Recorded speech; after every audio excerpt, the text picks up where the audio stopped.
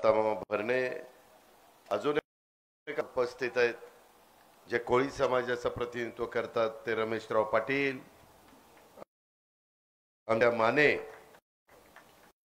भैया माने, लालासाहेब पवार, प्रशांत काटे, डॉक्टर शशिकांत कराडे, राजवर्धन पाटील, शरद जामदार, अशोक घाटे, हनुमंत कोकाटे, लक्ष्मणराव शिंगाडे, विठ्ठलराव जाधव, अनिलराव बागल, प्रतापराव पाटील, अभिजित रणवरे, युवराज मस्के, धनंजय रणवरे, संजयजी गाते, श्रीमंत डोले, श्रीयुत मोहन दुधाळ, जालिंदर जाधव, मारुती वणवे, वसंत मोहोळकर, प्रशांत चौरे, बापूराव दुधाळ, मयूर पाटील, सचिन सपकर, राजेंद्र तांबिले, मोहन खराडे, साधना केकान, गजानन वागसे, तरे, आपल्या गावच्या सरपंच उर्मिलाताई शिंगाडे, उपसरपंच रेशमाताई जाधव, लतीफभाई मुलानी, सुदर्शन साखरे, बाळासाहेब डोंबाळे, भागवत भुजबळ, वैभव देवडेर, रेना भाभी मुलानी, बाबा महाराज खारतोडे, त्याचबरोबर अबासाहेब शिंगाडे, सूरज बंगरे, अतिश मिसाळ, राजकुमार भोसले, वैभव शिंगाडे, प्रशांत भुजबळ, राजेंद्र गायकवाड, सायरा शेख, निलेश देवकर, लतीफ मुलाली. अरे नाव लिहिताना डबल लिहिता राव तुम्ही, काय चाललंय. सर्व उपस्थित शेळगाव आणि माझ्या पंचक्रोशीतील जमलेले माझे बांधव भगिनी, आमच्या कोळी समाजाचे जमलेले सगळे माझे बांधव, पत्रकार मित्र, बंधू भगिनींनो, माझ्या तरुण मित्रांनो, मी सगळ्या महाराष्ट्रामध्ये फिरत असताना सांगतोय की निवडणूक गावकी भावकीची नाहीये, ही निवडणूक देशाचं भवितव्य ठरवणारी आहे. वर्ष हर्षवर्धनजी, आम्ही एकमेकाच्या विरोधामध्ये निवडणुका लढलो, सभा घेतल्या, आता आम्ही करता एकत्र आलोय. देशाचा सर्वांगीण विकास व्हावा, राज्याचा सर्वांगीण विकास व्हावा, जिल्ह्याचा व्हावा आणि तसाच आमच्या बारामती लोकसभा मतदारसंघाचा सह विकास व्हावा. ते करायचं म्हटलं तर कधी दोन पावलं पुढं मागं सरकावं लागतं. आम्ही जवळपास सगळेजण 60च्या पुढे गेलेलो आहे. आता एक काळ होता, आम्ही तरुण होतो, तुम्ही आम्हाला खासदार केलं, आमदार केलं, मंत्री केलं, सगळं काही दिलं, पण आमच्याकडनं एक त्या ठिकाणी पूर्णत्वाला गेलं नाही. ते म्हणजे आमच्या पिण्याच्या शेतीचा पाण्याचा प्रश्न, तो म्हणजे आमच्या खडकवासल्याचा पाण्याचा प्रश्न. त्याच्यामध्ये हर्षवर्धनजी, परवा मी एक विचार करत होतो की जसं मागच्या काळामध्ये मी वाढवल्यावर 7 TMC, आता आपण 114 TMC पाणी भरतो. भिगवण इथला जो ब्रिज आहे, त्या ब्रिजच्या जवळ मी सर्वे करायला सांगितलेला आहे की तिथं ब्रिजच्या पश्चिमेच्या बाजूला तापी, त्याच्यामध्ये गोदावरी आणि मांजरा आपण मोठे बॅरेज केलेले. तसा एक बॅरेज कदाचित ते येईल, परंतु एक स्पेशल केस, विशेष बाब म्हणून आम्हा लोकांना अधिकार असतो आणि तिथं तो बॅरेज करायचा. पूर्ण धरण भरलं की बॅरेज टाकायचा. पुढचं पाणी पुढच्या सगळ्या लोकांना मिळेल आणि आपलं दौंड तालुका, इंदापूर तालुक्याला पाणी पुढे गेल्यानंतर आपले फुटवाल उघडे पडतात, ते पाणी आपल्या करता राहील. त्याच्यामध्ये काही अडचणीचं नाही आणि कुणाला वाईट वाटायचं कारण नाही, कारण मुळातच 7 TMC पाणी आपण जास्त केलेलं आहे. किशोरांना सांगू किंवा दिलेलं ते करायचंय. म्हणजे आताच्या काळामध्ये नदी कोरडी ठाक बसते, त्याचा फटका माझ्या कर्जत तालुक्याला बसतो, माझ्या दौंड तालुक्याला बसतो, माझ्या इंदापूर तालुक्याला बसतो, अशा अनेक तालुक्यांना तो फटका बसतो. तो त्याच्यातनं वाचवण्याचा माझा प्रयत्न आहे. ही एकत्र आली. हे कुठनं पाणी आणणार आहे? आम्ही पाणी असं आणणार आहे? वरसगाव पानशे खडकवासला टेमघरचं पाणी आता पुण्याला प्यायला लागत असल्यामुळं आपलं पाणी कमी झालंय. तुम्ही जरी मुख्यमंत्री असला तरी देखील तुम्हाला शेवटी प्यायला पाणी देणाऱ्यांना प्राधान्य द्यावंच लागतं. आपलं धोरण आहे पहिलं पाणी प्यायला, दुसरं शेतीला आणि तिसरं इंडस्ट्रीला. त्यामुळं आमचा तालुका हे टेलला आहे, त्याच्यामध्ये दौंड तालुका, बारामती तालुका, पुरंदर तालुका आणि हवेली तालुका ह्याला मार बसतोय. म्हणून आम्ही मुळशी धरण ब्रिटिशांच्या काळात त्यावेळेस टाटाने तिथं वीज तयार केली आणि ती मुंबईला देतात. आम्ही टाटाला विचारणार ते 25 TMC पाण्याची वीज किती होती? 1000 मेगावॉट घडी बस होती. पण आम्ही तुम्हाला 1000 मेगावॉट वीज त्याचे पैसे सरकार भरेल, त्याच्याऐवजी त्यांचं पाणी तुम्ही आम्हाला द्या. ते पाणी आम्ही पुण्याला प्यायला देणार. आणि पुण्याला की पुण्याची 4 धरणं भरली. एक तर खडकवासल्यामधला कॅनॉल आम्ही बंद करून टाकलं. माझं देवेंद्रजींचं ठरलंय बंद पाईपलाईन मधनं नाही तर बोगद्यातनं, खडकवासल्यामधनं जे पाणी बोगद्यातनं काढायचं ते फुरसुंगीलाच काढायचं. त्याच्यातनं 2-3 TMC बचत होती. आणि थोडीशी मुळशीची उंची वाढवली की तिथं 2 TMC पाणी जास्तीचं मिळतंय. ते मुळशी टप्पा एका टप्पाला द्यायचं म्हणजे मुळशी तालुका पण खुश. त्यांनाही म्हणायला नको धरण आमच्या उपाशी आणि आम्ही मात्र पाण्यामध्ये तहानलेले, हे ते राहता कामा नये. अशा पद्धतीनं फार अभ्यास करून आम्ही हे सगळं केलेलं आहे. त्याकरता केंद्रात आपल्या विचाराचं सरकार पाहिजे. कारण अशा मोठ्या कामांना जसं टेंबू ताकारी म्हैसाळला मोदी साहेबांनी पैसे दिले, गोसीखुर्द प्रकल्पाला मोदी साहेबांनी पैसे दिले, तशा पद्धतीनं हर्षवर्धनजींनी सांगितलं तसं ह्याला काही 100 कोटी रुपये लागणार आहे. काही मी राज्य सरकारच्या बजेटमधनं टाकणार आणि काही केंद्राकडनं आणणार. एकदा शेळगावकरांनो तुम्ही डोक्यातनं काढा, जातीचा पातीचा नात्याचा गोत्याचा विचार करू नका. अजिबात ते आपल्या फायद्याचं नाहीये. 18 पगड जाती 12 बडुतेदारांना घेऊन हिंदवी स्वराज्याची स्थापना छत्रपती शिवाजी महाराजांनी केलेली आहे. हा आदर्श आपल्या सगळ्यांच्या समोर आहे. आम्ही पण काम करत असताना कधी जातीभेद केला नाही. मी स्वतः मुस्लिम बांधवांना वक्फ बोर्डाच्या अडचणी दूर करण्याच्या करता बैठका घेतला. 1000 कोटी रुपये भागभांडवल मौलाना आझाद महामंडळाला करायचा निर्णय घेतला. 8 वर्षाचीच गॅरंटी होती कर्ज घेतल्यानंतर. त्याच्यामुळं कर्जाच्या करता दिल्लीतनं पैसे येताना काकू व्हायचं, ती अट काढून टाकली. त्याच्यामुळे अनेक माझ्या मुस्लिम बांधवांना आता कर्ज मौलाना आझाद महामंडळातनं उपलब्ध राहणार आहे.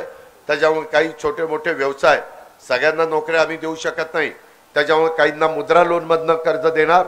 मोदी साहेबांनी 10 लाखाचा मुद्रा लोन होता 20 लाख रुपये केलेला आहे. त्याचाही फायदा माझ्या शेतकऱ्यांना होणार, शेतकऱ्यांच्या मुलांना होणार, व्यवसायधारकांना होणार. 3 कोटी लोकांना देशामध्ये घर बांधायचा कार्यक्रम हा मोदी साहेबांनी हातात घेतलाय.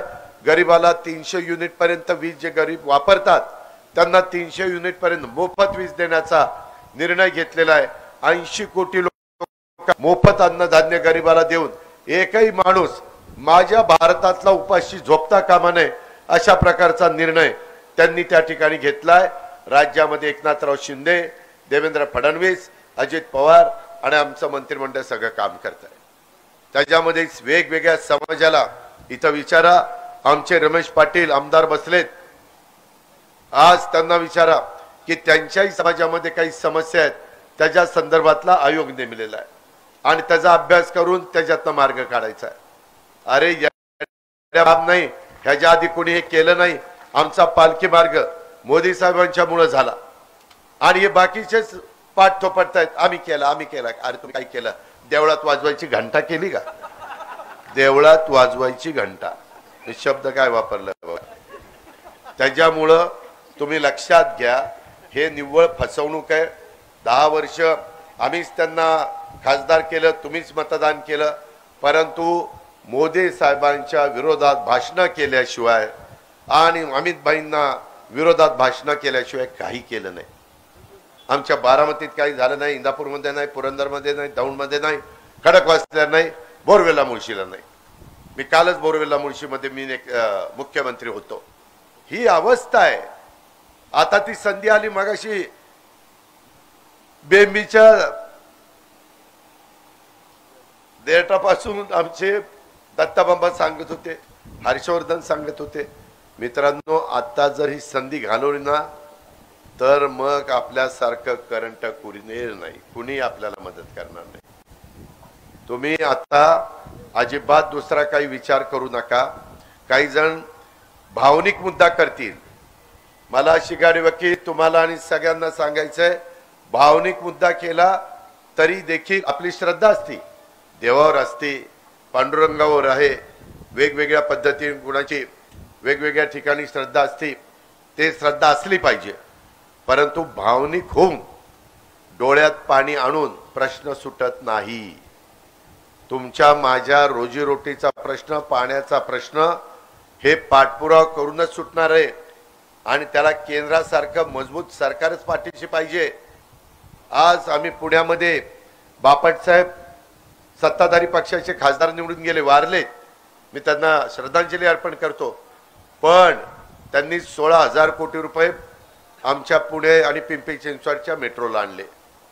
500 कोटी रुपये टर्मिनल तयार करायला विमानतळाकरता आणले.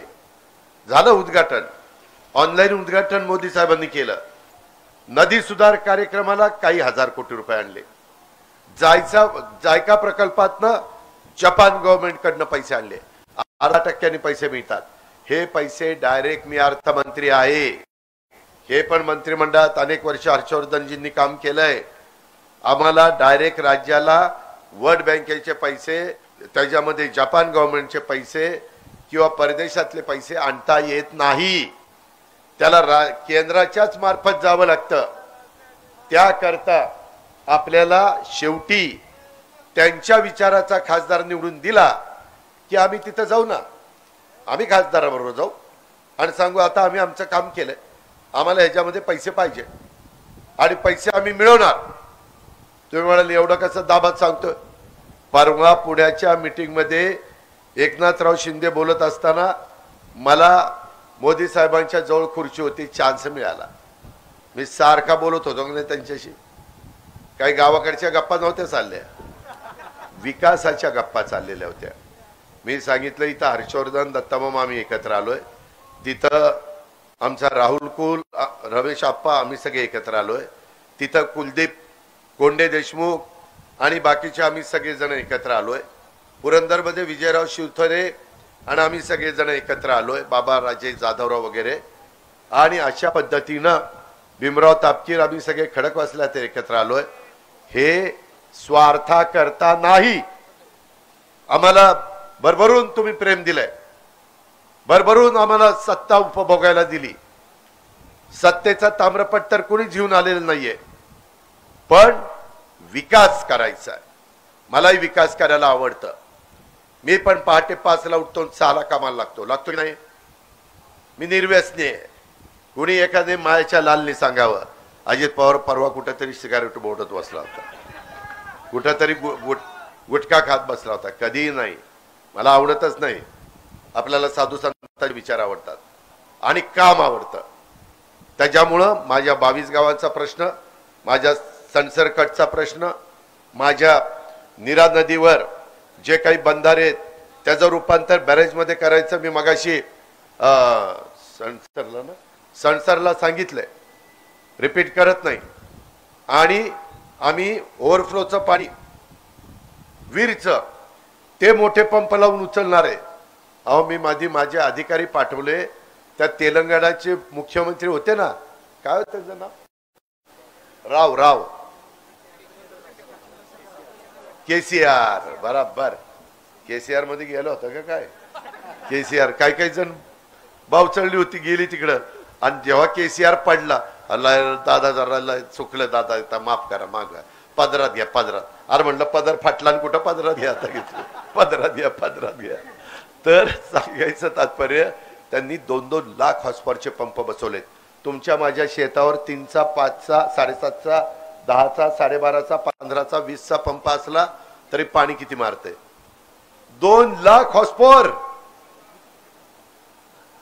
एकाने कागदावर दाखवा लिहून 2 लाख हॉर्सपॉवर आकडा काढून. मित्रांनो, ही टेक्नॉलॉजी आली आहे. आम्ही आता पुरंदरला पण 54 कोटी रुपये मंजूर केले. हाय प्रेशरचे पंप आणि नव्या मोटारी टाकायला करता. तसं आपल्याला आता आम्ही सोलरवर सगळं करतोय. लाकडी लिंबोडी माझ्या बारामती आणि आमच्या इंदापूर तालुक्यातल्या 17 गावांची योजना आहे, जवळपास 300 कोटीची. कामं सुरू झाली, पायपा यायला सुरुवात झाली. पाईप एवढा मोठा आहे की त्याच्यात माणूस उभा राहील. केवढा बघा, आता ह्याला विचार, त्या दाखव, त्याला मोबाईलवर दाखव. हा ते बघा, मोजा ते किती उंची आहे. एवढं पाणी त्या पाईपात शिरणार आणि ह्या जिऱ्यात बघायला येणार. लोकांचं कल्याण होणार की नाही. आणि तिथं मी इलेक्ट्रिक पंप नाही, तिथं सोलर बसवणार आहे, ते पॅनल, आणि त्याच्यावर वीज तयार करणार त्यांची, आणि ती महावितरणला देणार. आमचं धोरणच आहे, एकनाथराव शिंदे, देवेंद्र आणि आमचं, की टप्प्याटप्प्यामध्ये सगळे मोठे मोठे लिफ्ट योजना ह्या टेंबू, ताकारी, म्हैसाळ, उरमोडी, जे घाटापूर, विष्णुपुरी, आपल्या इकडं असणारं पुरंदर, जनाई, शिरसाई आणि लाकडी लिंबोडी, ह्या आपल्याला ह्याच्यावर करायच्या सोलरवर. आम्ही आता 8.5 लाख पंप सोलरवर करतो.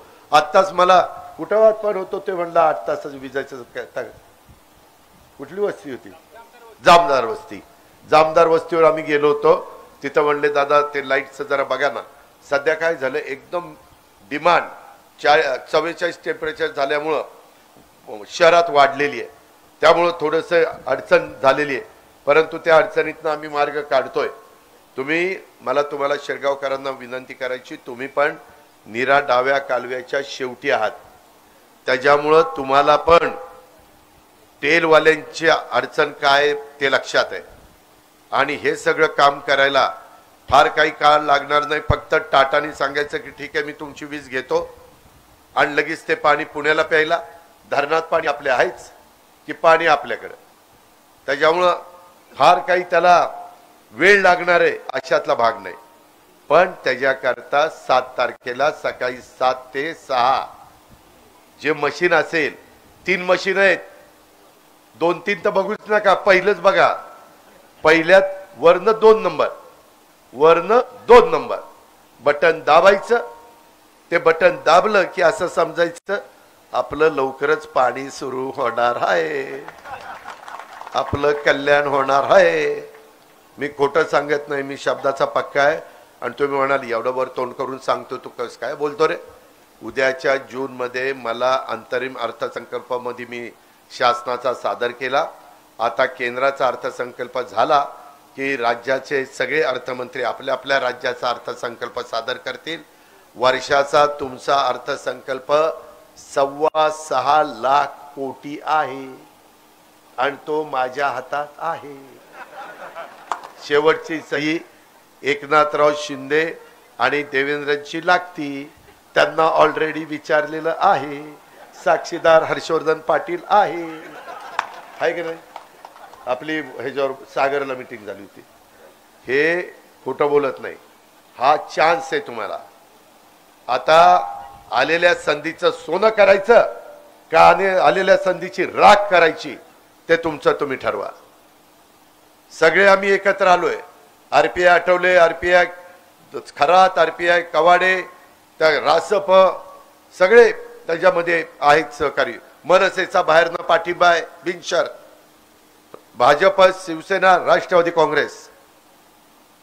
मला मुस्लिम बांधवांना सांगायचं, तुमच्या भावना भडकवत आहेत. आम्ही तुम्हाला शब्द देतो, आम्ही राज्यकर्ते आहोत. तुमच्या केसाला देखील कोणी धक्का लावणार नाही, हा आपला शब्द आहे. सगळ्यांनी संविधानाचा आदर करा, नियमाने वागा. अजित पवारनी पण नियमाने वागायचं. घटनेची पायमल्ली करायची नाही, कायद्याची पायमल्ली करायची नाही. कायदा सगळ्यांना सारखा. घटनेचे शिल्पकार डॉक्टर बाबासाहेब आंबेडकरांनी तो अतिशय सुंदर अशा प्रकारची घटना आणि संविधान आपल्याला दिलेलं आहे. मोदी साहेबांच्या विरोधामध्ये बोलायला काही जागा नाही. माग सगळ्या पंतप्रधानांच्या विरोधात भ्रष्टाचाराचे आरोप झाले. 10 वर्षात शेळगावकरांनो आणि पंचक्रोशीतल्या जनतेनो मोदी साहेबांच्यावर भ्रष्टाचाराचा आरोप झाला का? सांगा कुणी. नाही झाला. डॉक्टर मनमोहन सिंगावर झाला. 10 वर्षात कोल माईनवर झाला आणि 2Gचा झाला. 2Gचा तर लांब कितीतरी लाख कोटीचा झाला.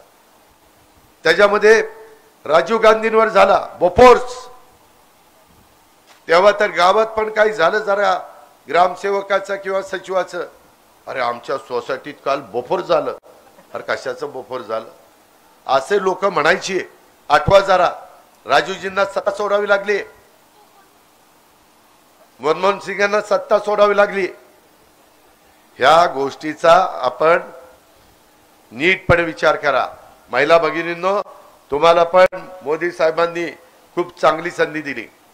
2029ला ही आता निवडणूक 24ची आहे, 29ला देशात खासदार 543 निवडून द्यायचे नेहमीप्रमाणे, आणि 181 वेगळ्या खासदार महिला त्या अजून निवडून द्यायच्या. म्हणजे 543 अधिक 181, त्याच्यामध्ये कुणाचा चान्स लागेल उर्मिलाताई सांगता येत नाही. ही गोष्ट लक्षात घ्या. कुठल्या ना कुठल्या 181 महिला जाणार आहेत. आणि आमदारकीला आम्ही 288 आमदार निवडून जातो. ते सोडून त्याच्यात पण महिला येऊ शकतात, त्या सोडून निव्वळ 88 महिला राज्यामध्ये आमदार 2029ला होणार आहेत. हे कुणामुळे घडलं? मोदी साहेबांच्यामुळे घडलं. मित्रांनो, आता आम्ही जसं त्यांनी रामलल्लाचं मंदिर बांधलं, जसं त्यांनी वेगवेगळ्या पद्धतीनं नदी सुधार कार्यक्रम वगैरे केलेले आहेत, तशा पद्धतीनं आता पांडुरंगाच्या दर्शनाला आपण जातो पंढरपूरला, तिथलं जीर्णोद्धाराचं काम एकनाथराव शिंदे, देवेंद्रजी आणि आम्ही हातात घेतले. 3000 कोटीचं काम आहे. ते झाल्यानंतर तुम्ही म्हणाल याला काम करावं तर युतीनंच करावं. एवढं चांगल्या पद्धतीनं दर्शन तुम्हाला मिळणार आहे, सुविधा तुम्हाला मिळणार आहे, सगळ्या सोयी तुमच्या तिथं केल्या जाणार आहेत. फार चांगला प्लॅन केलाय. 5 लोकांना सांगितला, त्याच्यातला एक आम्हाला प्लॅन आवडलाय. अशा पद्धतीनं आमचं तुळजापूर असेल, आपलं कोल्हापूर महालक्ष्मी असेल, आपलं ज्योतिबा असेल, आपले जे जे महत्वाचे तीर्थस्थळं आहेत ते त्या तिथं चांगल्या पद्धतीचं काम करण्याचा प्रयत्न. मला तर मधी दत्तामामानी ते मालोजी राजांची समाधी आणि त्या शेजारी काय दर्गा चांदशावली, त्यालाही मी पैसे दिले, भेदभाव केला नाही. लक्षात ठेवा, आम्ही आपल्या महात्मा ज्योतिराव फुले आणि सावित्रीबाई फुले त्यांचा बिडेवाडा, तो बिडेवाडा तिथं आपल्या दगडूशेठ हलवाई गणपतीच्या समोर सगळी जागा विकत घेतली. कोर्टात गेलो आणि ते जागा ताब्यात घेतली. जिथं पहिली मुलींची शाळा सावित्रीबाईंनी सुरू केली, जिथं त्यांना त्रास झाला तिथं त्यांचं स्मारक आम्ही करणार आहे. आणि दुसरं स्मारक फुले आणि सावित्रीबाईंचं, महात्मा फुलेंचं, तेही मोठं स्मारक आम्ही करतोय. त्याच्यामध्ये क्रांतीवीर लहुजी वस्ताद साळवे ते पण स्मारकाचं काम चालू आहे का नाही? लोक म्हणायची बार्टीमध्ये आमच्यावर अन्याय होतो, नवबौद्धांचा फायदा होतो, मातंग समाजाला आरटी आणलं की नाही? सगळ्यांनी थापा मारल्या, परंतु आम्ही एकनाथरावांनी देवेंद्रांनी आणलं, अंमलबजावणी केली. आम्ही शब्दाचे पक्के आहोत. आम्ही अनेक समाजाला वेगवेगळ्या पद्धतीनं न्याय देण्याचा प्रयत्न केलाय. लक्ष्मणराव वडार पैलवान, लक्ष्मणराव वडारच की मारुती वडार, काय मारुती वडार, आला तुम्ही काहीतरी सांगा राव. ते पैलवान होते ना वडार समाजातले, ते तर त्यांच्या नावाने देखील आम्ही स्कीम आमच्या वडार समाजाच्या करता चालू केलेली. सगळे करताय. तुम्ही फक्त आम्हाला आशीर्वाद द्या, आम्हाला भरभक्कम पाठिंबा द्या, भावनिक होऊ नका. आमच्या समोरचे हे काहीही करू शकत नाही. मला सगळं माहिती. मी त्यांच्याकडं लहानाचा मोठा झालो. कसा? लहानाचा मोठा. त्याच्यामुळे मला तिथलं सगळं माहिती आहे. कुणाचा आवाका किती आहे, कुणाचा आवाका किती आहे, कोण कामाचा माणूस आहे, कोण त्या ठिकाणी नुसतेच काय ते सेल्फी काढतात, कोण सारखं त्या ह्याच्यात बघून काय काय काय काय बटणं दाबत बसतात. हे सगळं मला माहिती आहे. शेवटी मोदी साहेब इथं केंद्रात कामाची व्यक्ती आहे, तसा मी पण महाराष्ट्रामध्ये कामाचा माणूस आहे. हे आपण लक्षात घ्या आणि त्या पद्धतीनं आपल्या सगळ्यांचा सर्वांगीण विकास हा आपण करून घेऊया। पाण्याचा प्रश्न आपण त्या ठिकाणी सोडूया। इतर तर रस्ते वगैरे मगाशी मला दिलं की दादा आमचा शेरगाव इथे बंद केलेले रस्ते चालू करा, तेही आपण करू। धनगर समाजाच्या करता देखील आपण त्यांना आदिवासी मध्ये घालता येत नाही तोपर्यंत 1000 कोटी रुपयाचं डॉक्टर तरंगे योजना आपण धनगर समाजाच्या करता देतो। मीच त्याच्यात आता लक्ष घातलंय। चौडीला नाही वाबगावला तर दिलेच, पण चौडीला मला मध्ये अण्णा डांगे आले होते, तिथलं म्हणलं चांगलं काम मला प्लॅन दाखवा, मी तिथेही तुम्हाला निधी देतो। एकनाथरावांची देवेंद्रजींची पण तयारी आहे।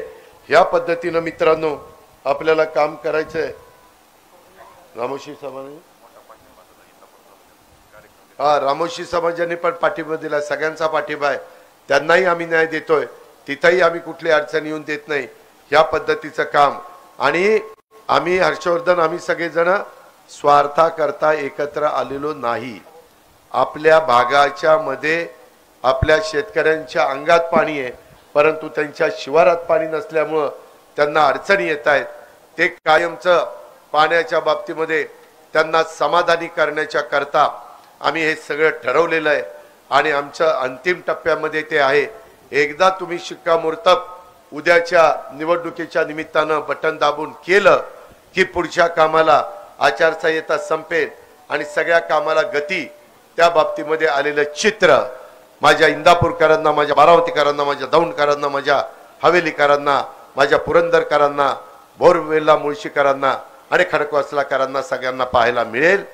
ते पाहण्याची सुवर्ण संधी तुमच्या पवित्र मतामध्ये आहे, म्हणून तुमचं पवित्र मत आम्हाला घड्याळाच्या शेजारच्या बटन दाबून लोकसभेमध्ये जास्तीत जास्त खासदार हे कसे आपले निवडून जातील आपल्या विचाराचे महायुतीचे, ह्या करता आपल्याला सगळ्यांना प्रयत्न करायचा आहे। त्याला आपण साथ द्या।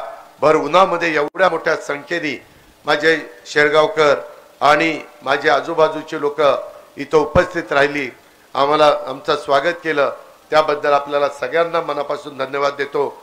जेव्हा जेव्हा शेरगावमध्ये मी येतो त्यावेळेस शेरगावकर अतिशय मनापासून माझे 2 शब्द ऐकण्याकरता येतात, हे आयुष्यात कधी विसरणार नाही। त्याच्यामुळे तुमची पण कामं मी माझ्या आयुष्यात विसरणार नाही हा शब्द देतो आणि आपली रजा घेतो। जय हिंद जय भारत।